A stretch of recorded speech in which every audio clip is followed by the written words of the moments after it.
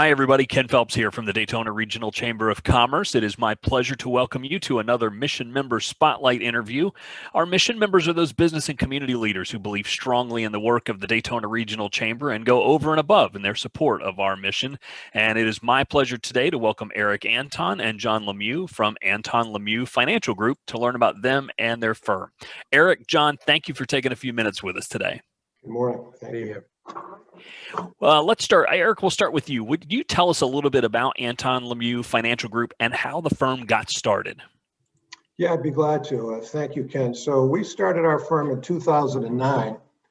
John and I had both been with a large wirehouse firm, and we realized at that time there was a better way to do business, a better way to handle retail clients and meet their needs in a more independent fashion, and really rely on our own experience and knowledge and education and credentials to help people on a one-on-one basis. So, we started, John and I barely knew each other when we started the firm, but we went out for dinner one night. We talked a little bit, we shook hands, went out for dinner another night, and we decided, yeah, we're definitely going to do it. So we formed a partnership, and we're unique in a lot of different ways, Ken, in that we're a true partnership. The clients who come to our firm are clients of John and me. We don't each have our own individual clients.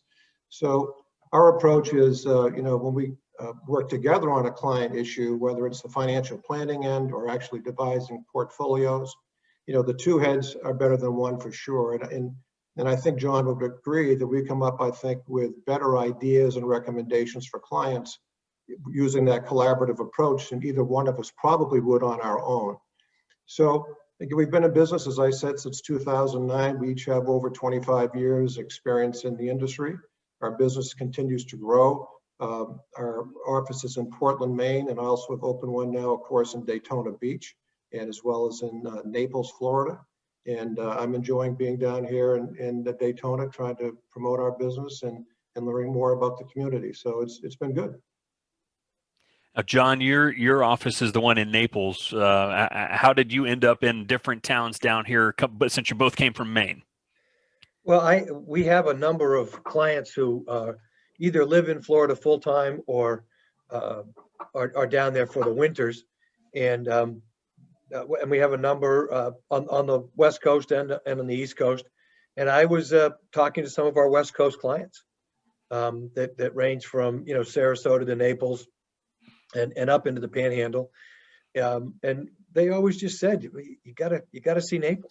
And so my wife and I said, let's do that. We rented a house for a month, and we fell in love with that side of Florida, and so we came back.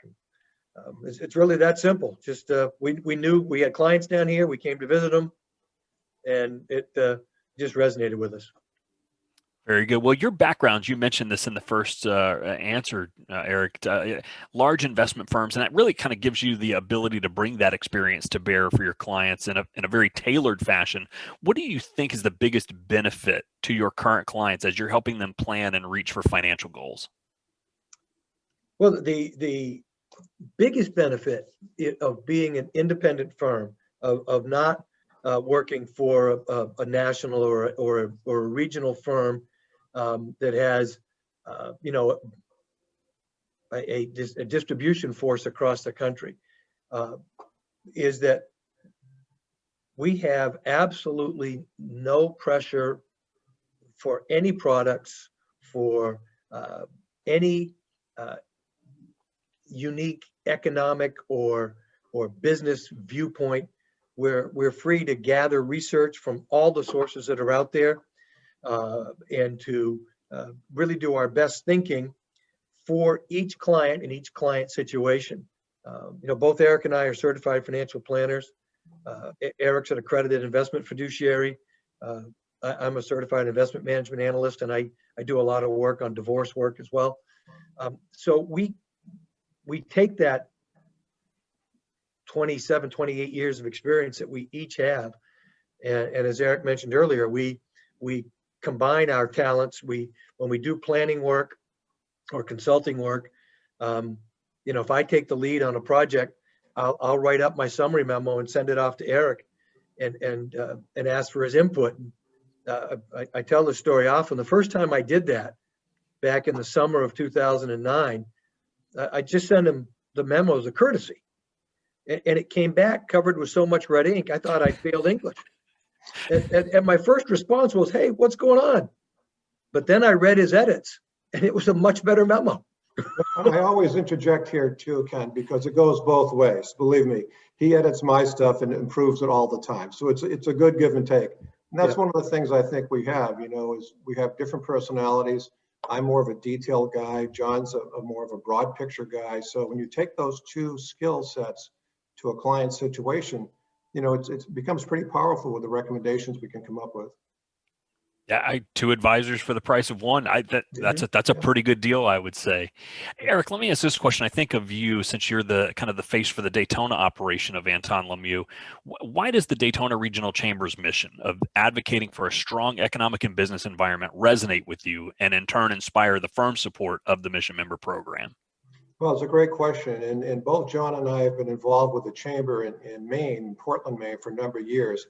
I was president of one of our local chambers and also on the board of the regional chamber for a number of years. So I've really come to understand what chambers do. And so when I got involved when I moved to Daytona, at least part-time, the first thing I thought I would do was get involved with the chamber, because I found the same things here that happen in Portland or any chamber, I assume, is the connections you make, and you're with other like-minded business folks. I found the people in Daytona are very open and easy to talk with. There's a whole variety of people. There are a lot of people who have been here for, a number of years, but I've also met people who are new to the area. So that's kind of fun. You sort of a good, mix of people from different areas. The climate's wonderful. The issues you guys face are, I think, somewhat similar to other chambers, whether it's, improving education, whether it's adequate housing, and, those kinds of things seem to be universal, really, in various communities. And I think, being involved with the chamber and the networking events and the, advocacy you can do as you represent the business needs and the various government levels, I think is very important. And I think, I don't know how a business could not benefit by being a member of the chamber. And you have so many programs you're welcome to take advantage of. And I've done that here as well as for many years in Maine. So I'm going to continue to, participate to whatever level I can. It's a lot of fun. Can I jump in there just for a second? Because, a lot of our clients are small business owners, because owning a business is really the primary way of growing wealth in America. I mean, you can be an executive of a large company, or granddad could have grown a business and you live off a trust. But for most people, it's, you get down, you find something you can do, and it's not easy. It's not easy owning a business. It's a lot of discipline. There's a lot of setbacks, things that just don't go the way you think you're going to go, and you've got to regroup and refigure and then start out again. And I think having, and again, as Eric mentioned, our history with the chamber up here, being able to talk to people who understand that. You go to an afternoon networking or one of the breakfast sessions, and the people who are across the table from you have different focuses of their business, but we all experience the same thing as business owners, and I think that support, because sometimes it feels like you're just out there by yourself, and realizing that other people have staffing issues, other people have just the issues that go with running a business, and that support, that kind of casual, more low key, it really, I think, is very important in the chamber. Yeah, and I think a lot of people perhaps either underestimate or underappreciate how much of the economic engine surrounds small business, not only locally, but state and nationally. It's easy to see the large companies because they're doing all the major advertising, when you're watching shows and that kind of stuff. Yeah. But it really, in your community, it is small business that is really driving the economic base forward. And Ken, they're focused on, their employees. I had a client years ago in the middle of a recession. They owned 3 distribution sites for heavy equipment, and it's a recession. Nobody's building, and this client went into his personal investments to make payroll for 7 or 8 months, and we were talking about it, and I'm telling him, you got to be careful, and he said, hey, my guys didn't cause this recession, and I'm going to need them on the other side. And that's what small business owners do. And I think people don't really see that as much as they ought to, because they really are. They feel a responsibility for their employees, and that is an engine then that drives what happens in a community. Well, and I know the small business owners in our area appreciate those sentiments. So thanks so much for that. Last question I'll ask of the two of you: What do you believe is the best aspect of doing business in the Daytona Beach region? And John, we'll let you kind of incorporate Florida into part of your response on that, since you're not. I'll defer to Eric because he knows Daytona coming and going.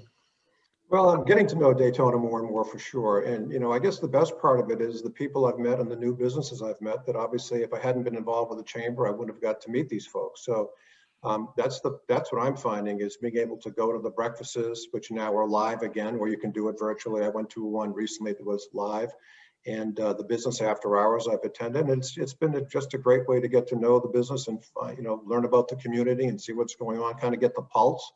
And it's kind of fun after you go to a couple of, if you're new to town like I am, after you go to these things 2 or 3 times, you start to see the same faces, right?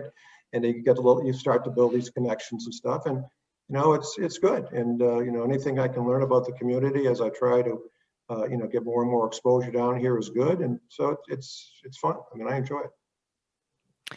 Well, gentlemen, we are very grateful for your support of the Daytona Regional Chamber of Commerce, and thank you very much for sharing some time with us today. I appreciate it. Thank you, Ken. Thanks for having us. Thank you. And I'd like to thank you for tuning in to our Mission Member Spotlight. Be sure to check out future editions of the Daytona Regional Chamber e-brief for more Mission Member Spotlights, as well as news and information about your business community. And while you're checking this out on the Daytona Regional YouTube channel, be sure to subscribe so you can get more great Daytona Regional Chamber content. Thanks for watching, and so long, everybody.